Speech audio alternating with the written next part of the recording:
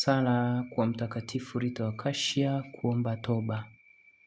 Hapa tunamwendea Mungu kwa kutumia maombezi ya Mtakatifu Rita wa Kashia. Mtakatifu Rita wa Kashia anatuombea kwa Mungu toba, na Mwenyezi Mungu anaweza kutusamehe. Kabla ya kusali sala hii, yafuatayo yanatakiwa kuzingatiwa.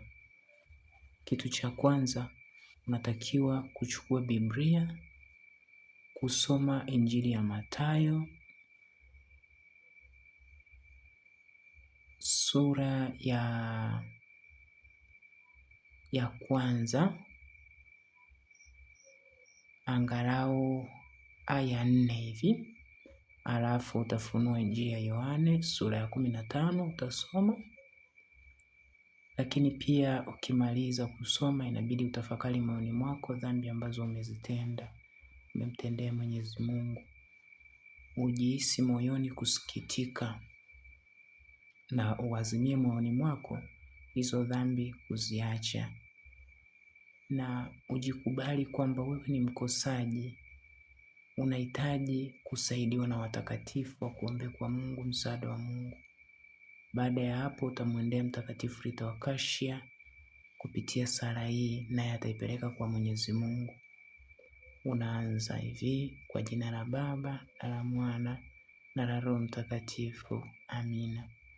Mungu mwenye huruma na upendo, ninakuja mbele zako kwa moyo wa toba na unyenyekevu. Kwa maombezi ya Mtakatifu Rita wa Kashia, naomba unisamehe dhambi zangu zote nilizokukosea kwa mawazo, maneno, matendo na uzembe wangu.